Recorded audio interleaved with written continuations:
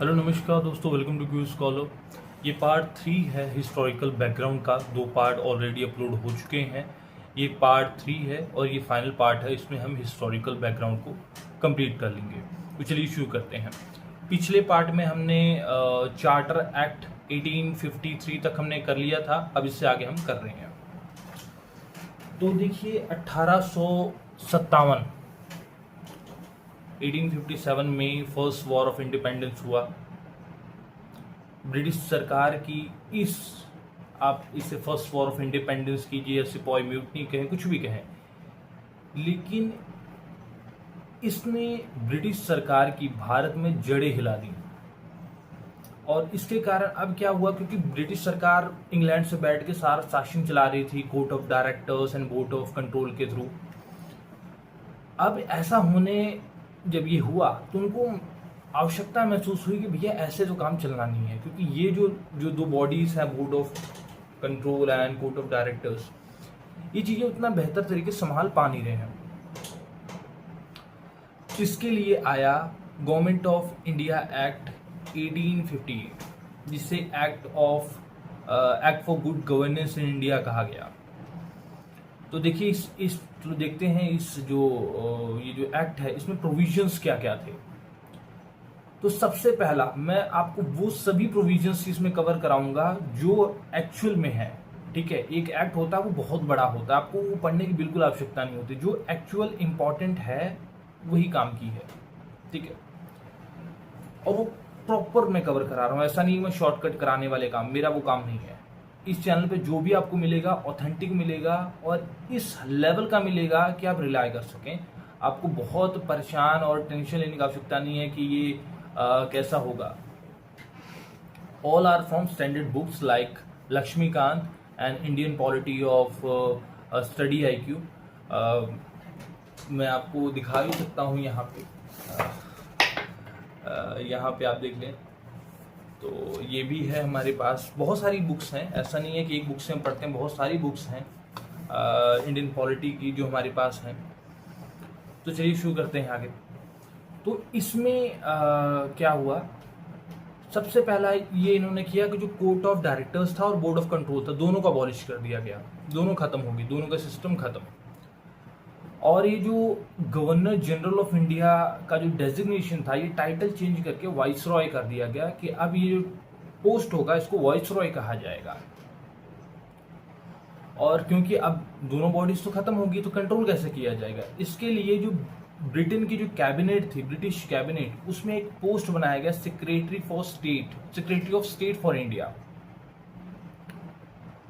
और ये एक तरीके से कैबिनेट मिनिस्टर होते थे जो इंडिया के एडमिनिस्ट्रेशन के लिए रिस्पॉन्सिबल होते थे। तो यहाँ पे वाइसरॉय हो जाएंगे।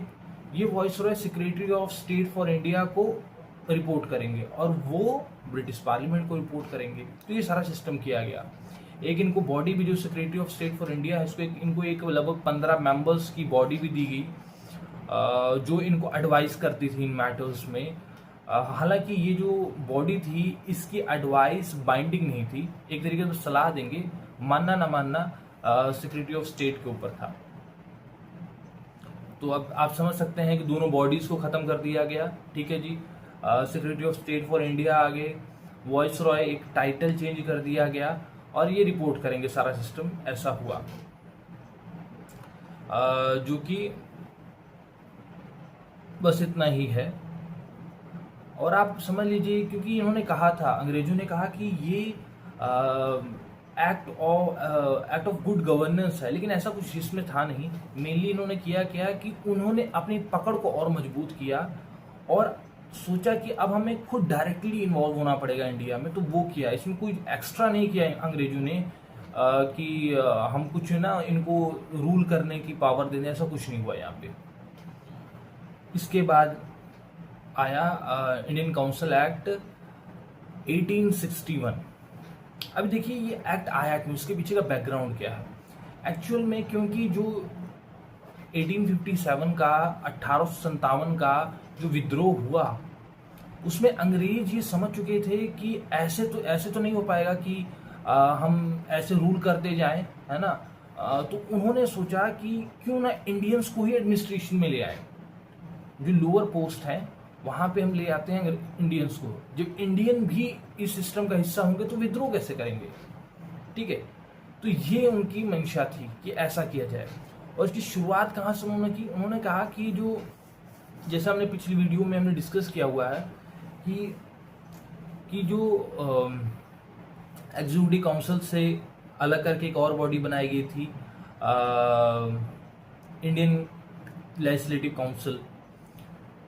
तो उसमें कहा गया कि जो इंडियन लेजिस्लेटिव काउंसिल है उसमें जो इंग्लैंड से लोग चुन के आएंगे उन्हें कहा जाएगा ऑफिशियल मेंबर, और जो भारत में चुने जाएंगे उन्हें कहा जाएगा नॉन ऑफिशियल मेंबर्स। और ये चुने कैसे जाएंगे? ये जो वॉइस रॉय होंगे, ये जिसको इच्छा करे उसको ये नॉन ऑफिशियल मेंबर बना सकते हैं।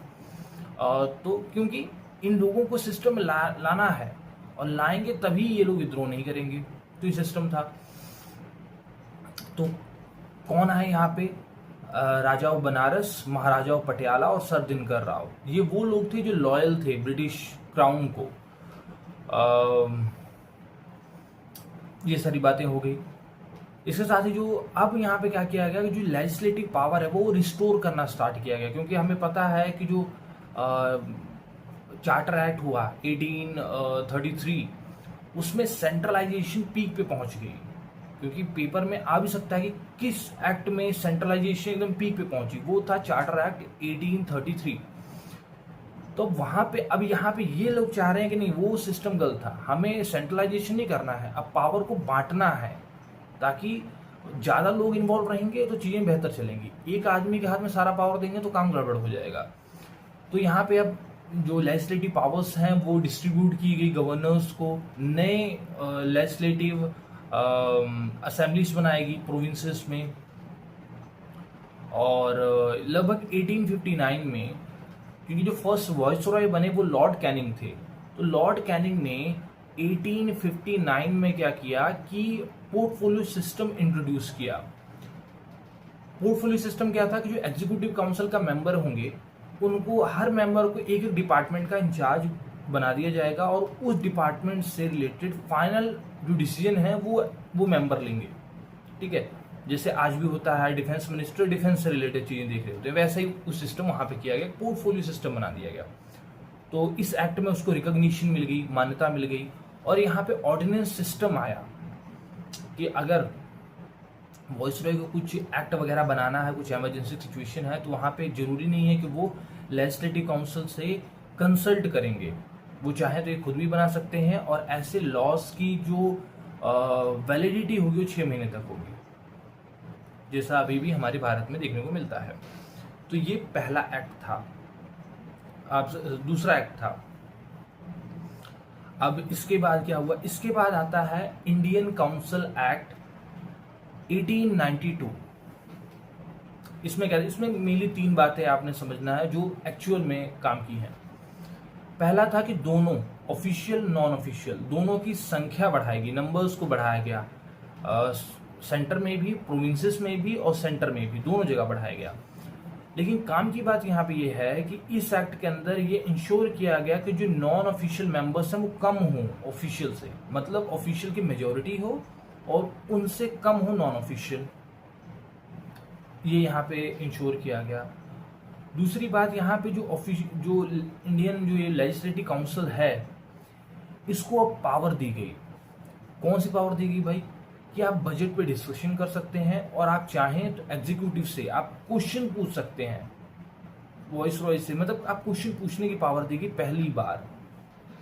लेकिन आपने याद रखना है कि सप्लीमेंट्री क्वेश्चन नहीं पूछ सकते हैं, एक क्वेश्चन पूछ। सप्लीमेंट्री क्वेश्चन का मतलब है कि एक क्वेश्चन पूछा, उन्होंने जवाब दिया, आपको सेटिस्फैक्टरी नहीं लगा तो आपने उस पर एक और क्वेश्चन पूछा, वो आप नहीं कर सकते। यहाँ था कि एक क्वेश्चन पूछा, उन्होंने जवाब दे दिया, आप बस बैठ जाइए। तो ये सिस्टम हुआ। तीसरा यहाँ पे पॉइंट ये था कि जो ये नॉन ऑफिशियल मेंबर्स नॉमिनेट कर रहे थे वॉइसरॉय और governor,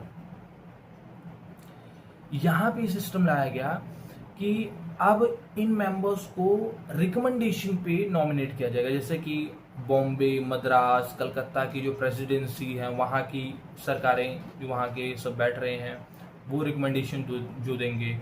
Bengal chamber of commerce जो है वो रिकमेंडेशन देगी। इनके रिकमेंडेशन के बेसिस पे अब नॉन ऑफिशियल मेंबर्स को चुना जाएगा। और प्रोविंसेस में भी यही कहा गया कि जो गवर्नर होंगे वो यूनिवर्सिटी, डिस्ट्रिक्ट बोर्ड्स, म्यूनसिपैलिटीज, जमींदार, इनके रिकमेंडेशन पे नॉन ऑफिशियल मेंबर्स अपने प्रोविंसेस की जो लेजिस्लेटिव काउंसिल है वहाँ पे करेंगे।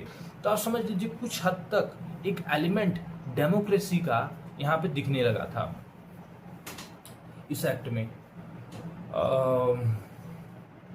तो मेरे लिए यही फाइनल है। फिर आता है Indian council act. Indian council act 1909। अब इसको मिंटो मॉर्ले रिफॉर्म भी कह सकते हैं, जो यही एक्ट में देखने को मिला, क्योंकि उसमें लॉर्ड ये जो मिंटो थे ये वॉइसरॉय थे, और ये जो मॉर्ले थे ये secretary of state for India थे। तो देखिए चलते हैं क्या था इस एक्ट में। इस एक्ट में हमने देखने को मिला कि पहला फिर संख्या बढ़ाएगी, ऑफिशियल नॉन ऑफिशियल दोनों की संख्या बढ़ाएगी, प्रोविंसेस में भी और सेंटर में भी। और यहाँ पे ये इंश्योर किया गया कि जो सेंटर है वहाँ पे ऑफिशियल मेंबर मेजोरिटी में रहे, जो भी पहले भी था। लेकिन यहाँ पे ये एक सुविधा कर दी गई कि जो प्रोविंसेस है वहाँ पे नॉन ऑफिशियल मेंबर मेजोरिटी में हो सकते हैं। ठीक है। तीसरा यहाँ पे ये कहा गया कि ये जो लेजिस्लेटिव काउंसिल है इनके मेंबर्स को सप्लीमेंट्री क्वेश्चन पूछने की भी पावर दे दी गई और रेजोल्यूशंस मूव करने की भी पावर दे दी गई। पिछले एक्ट में बस क्वेश्चन पूछ सकते हैं, इसमें और बढ़ा दी गई थोड़ी पावर कि आप सप्लीमेंट्री क्वेश्चंस भी पूछ सकते हैं और कुछ रेजोल्यूशन मूव करना है वो भी आप कर सकते हैं इस एक्ट में। इसके तहत ये जो मिंटो मॉर्ले रिफॉर्म हम जो देख रहे हैं इसमें ये लाया गया कि जो कम्युनल रिप्रेजेंटेशन है मुस्लिम कम्युनिटी के लिए वो इंट्रोड्यूस किया गया। और यही कारण है कि लॉर्ड मिंटो को फादर ऑफ कम्युनल आप कह सकते हैं सेपरेट इलेक्टोरेट कहा जाता है भारत में, क्योंकि इन्होंने ही ये फूट वाली राजनीति शुरू की थी भारत में। और इसके साथ ही यहाँ पे ये हुआ कि फर्स्ट टाइम अब जो एग्जीक्यूटिव काउंसिल है उसमें इंडियंस भी मेंबर बन सकते थे। तो पहले मेंबर बने सत्येंद्र प्रसाद सिन्हा, वो लॉ मेंबर बने। तो ये जो एग्जीक्यूटिव काउंसिल है अब उसमें इंडियंस भी मेंबर बन सकते थे। तो ये इंडियन काउंसिल एक्ट 1909 में देखने को मिला। उसके बाद आ जाता है वर्ल्ड वॉर फर्स्ट स्टार्ट हो जाता है। इंडियंस ने हमने बहुत अंग्रेजों की मदद की, तो उसके मुकाबले हमें कुछ मिलना था और उन्होंने वादा भी किया हुआ था। तो इसके तहत आता है गवर्नमेंट ऑफ इंडिया एक्ट 1919। अब चलिए देखते हैं इसमें क्या था। पहला इन्होंने क्या किया सिस्टम कि जो लॉ मेकिंग पावर है उसको थोड़ा सा सिस्टमैटिक बनाने के लिए दो भागों में डिवाइड कर दिया, एक सेंट्रल और एक प्रोविंशियल। अभी भी एडमिनिस्ट्रेशन पूरा यूनिटरी है, जो अगर वॉइसरॉय कह देगा पूरे ब्रिटिश इंडिया में वही होगा, लेकिन लॉ मेकिंग पावर को यहाँ पे डिवाइड किया गया है। तो यहाँ पे क्या किया गया कि यहाँ पे क्या किया गया कि दो लिस्ट बना दिए। अभी जो प्रोविंशियल लिस्ट है इसको भी दो भागों में बांटा गया, ट्रांसफर्ड और रिजर्व्ड। ट्रांसफर्ड सब्जेक्ट्स वो सब्जेक्ट होंगे जिन पे गवर्नर मिनिस्टर्स के साथ मिलकर डिसीजन लेंगे, लॉ बनाएंगे। और जो रिजर्व सब्जेक्ट्स वो होंगे जिन पे गवर्नर एग्जीक्यूटिव काउंसिल के मेंबर के साथ मिलकर डिसीजन लेंगे और आप कह सकते हैं उस मैटर्स पे लॉ बनाएंगे। तो ये जो डुअल सिस्टम था प्रोविंसेस में, इसे डायरार्की कहा गया। इसके साथ ही ये जो इंडियन लेजिस्लेटिव काउंसिल थी सेंटर में, इसको अबॉलिश करके बाई कैमरा लेजिस्लेचर लाया गया। आप देख रहे थे पिछले एक्ट्स में जैसे संख्या बढ़ा रहे थे, तो यहाँ पे वो सिस्टम खत्म करके बाई कैमरा लेजिस्लेचर लेके आए और लोग इन्हें चुन सकते थे। तो लेकिन नाम की ही चुन सकते थे, क्योंकि लगभग 10% लोगों के पास ही पावर थी इनको चुनने की। लगभग ये जो पावर, मतलब कि ये जो आप कह सकते हैं प्रिविलेज ही था जो मिला, वो प्रॉपर्टी, एजुकेशन और टैक्स, इन 3 चीज़ों को कंसिडर करके वोटिंग राइट्स मिल रहे थे उस टाइम पे। हाई कमीशन इंडिया में एक ऑफिस बनाया गया। इनका काम था कि भैया जो पासपोर्ट से रिलेटेड ये सारी चीज़ें हैं जो अभी भी एम्बेसीज करते हैं, ये अब ये करेंगे। इसी के तहत पब्लिक कमीशन की बात की कि भैया आप अपना पब्लिक कमीशन एस्टैब्लिश कर सकते हैं, जिसके तहत central public service commission 1900 I think 24 में वो इस्टेब्लिश हुआ भारत में। यहाँ पे एक और इम्पॉर्टेंट चीज़ यहाँ पे ये आई कि जैसे पिछले एक्ट में ये हुआ कि अब इंडियंस एग्जीक्यूटिव काउंसिल के मेंबर बन सकते हैं, यहाँ पे ये हुआ कि जो टोटल 6 मेंबर है उनमें से अब 3 इंडियन मेंबर बन सकते हैं, ठीक है, except commander in chief. Commander in chief Indian नहीं बन सकते, क्योंकि उनको पता था कि अगर भारत की ही आर्मी का अगर कोई इंडियन कमांडर इन चीफ बन जाएगा तो जाहिर सी बात है अंग्रेजों को हम पहले ही उनकी सेवा कर देंगे। तो ये चीज़ें थी। और यहाँ पे एक और था कि भैया आप अपना बजट बना सकते, प्रोविंसेस को पहली बार पावर मिली अपना बजट बनाने की, ठीक है। तो ये सारी इंपॉर्टेंट चीज़ें थी जो वहाँ पे देखने को मिल रही थी गवर्नमेंट ऑफ इंडिया एक्ट 1919 में।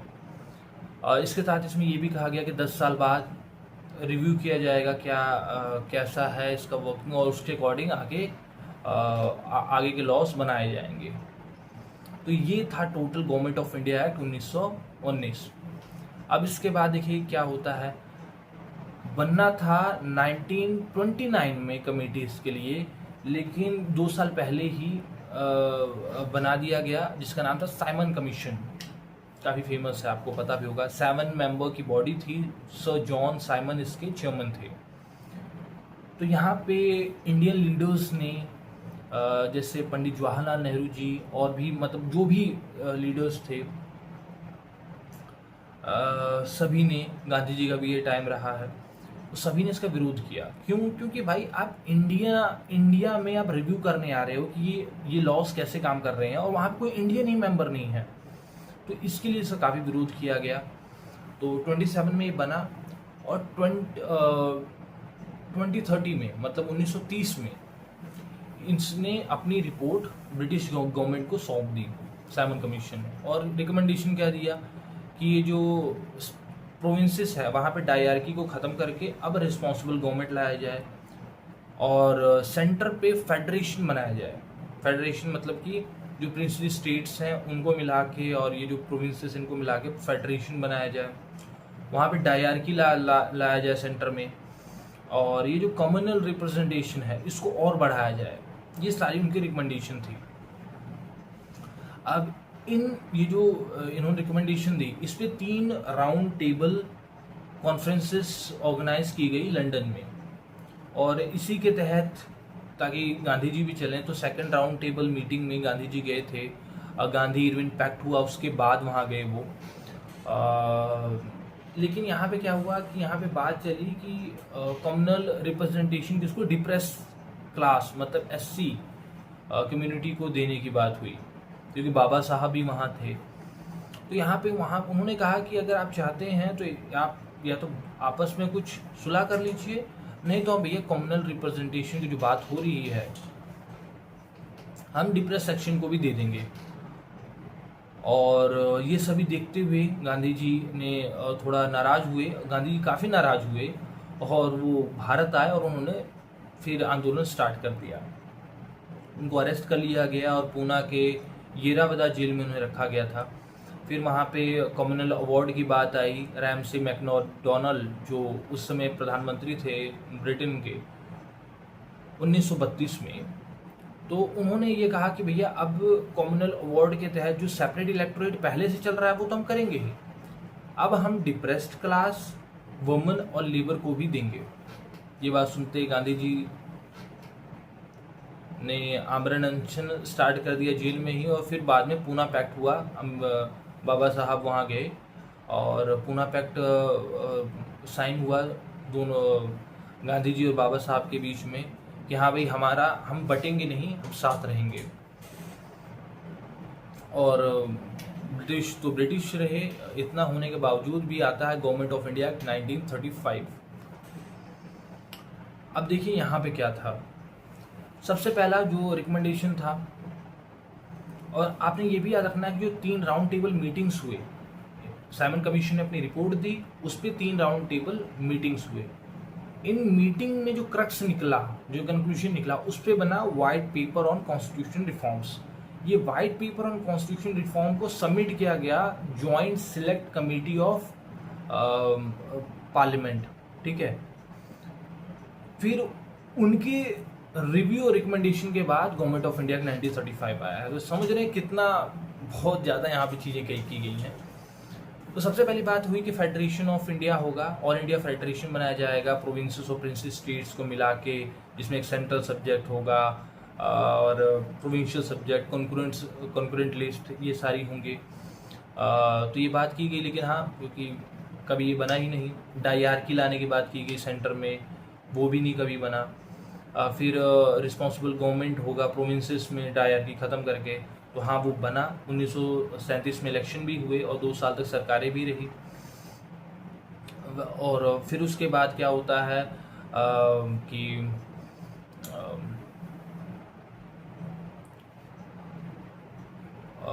यहाँ पे और भी बात की गई, जैसे आप ये जो कम्युनल रिप्रेजेंटेशन की बात है, सेपरेट इलेक्टोरेट, इसको दिया गया पूना पैक्ट होने के बाद भी, किनको, depressed class, women and labour.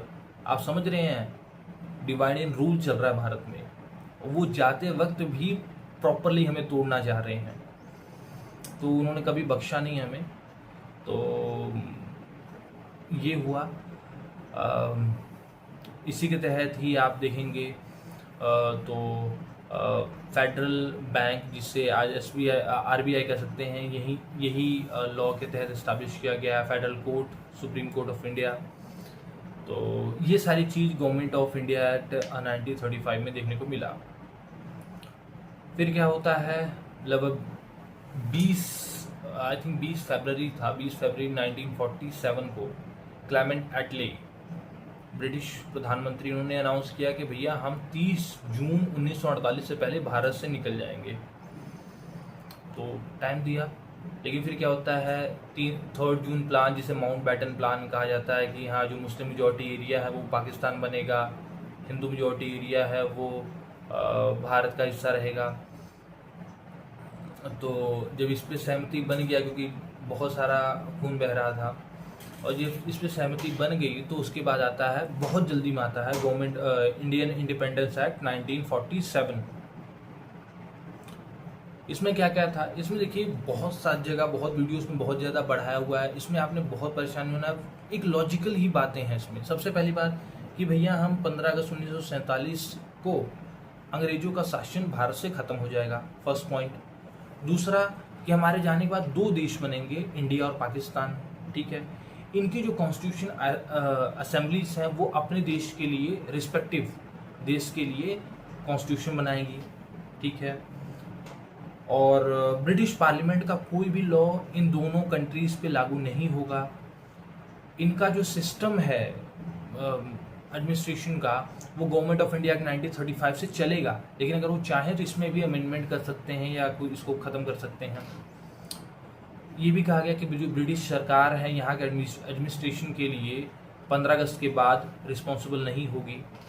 और जो ब्रिटिश जो किंग थे, उनके टाइटल से रूलर ऑफ इंडिया का टाइटल हटा दिया गया। और जो प्रिंसली स्टेट्स हैं उनको कहा गया कि अब आप आज़ाद हैं, आप चाहें तो इंडिया के साथ मिल लें, चाहे तो आप पाकिस्तान के साथ मिल लें, चाहे आज़ाद रहें, ये आपके ऊपर है, कोई दिक्कत वाली बात नहीं है। ये कहा गया कि जो अपॉइंटमेंट होती थी, जो IAS बनते थे तो सिविल सर्विसेज का, तो वो लंदन से मेनली हो रही थी। तो उन्होंने कहा कि अब ये अपॉइंटमेंट नहीं होगी, और जो लोग इन सर्विसेज में हैं उनको सारी सुविधाएं 15 अगस्त तक मिलेंगी, उसके बाद सरकार जाने। तो ये मेन चीज़ें थी government of India act, Indian independence act 1947 में, जिसके बाद हम आज़ाद हुए। और आज हम यहाँ हैं इतने सालों बाद। तो ये थे ऑल एक्ट्स जो हम हिस्टोरिकल बैकग्राउंड में पढ़ते हैं। और मैंने पूरी कोशिश की है कि मैं इन्हें काफ़ी अच्छे से समझा पाऊँ आपको। अगर इसके बावजूद भी आपको कोई भी कन्फ्यूजन रह गई हो, आप बिल्कुल आप क्वेश्चन कमेंट सेक्शन में पूछ सकते हैं और मैं पूरी कोशिश करूँगा कि आप उसको जल्द से जल्द उसको आंसर करूँ। आप फील फ्री, क्योंकि मैं आंसर सभी कमेंट्स को करता हूँ। और अगर आपको कोई टॉपिक और भी है जिस पे आप चाहते हैं वीडियो मैं बनाऊं तो आप वो कह सकते हैं। बाकी ये सीरीज जब चलती रहेगी, प्रॉपर हम लक्ष्मीकांत को कवर करेंगे, इंडियन पॉलिटी को हम प्रॉपरली कवर करने वाले हैं, ताकि हम क्वालिटी कंटेंट हम उपलब्ध करा पाएँ। जो भी आप इंस्टीट्यूट्स में आप सीखेंगे वो हम आपको यहाँ पे ही सिखा देंगे। तो thank you very much for your time.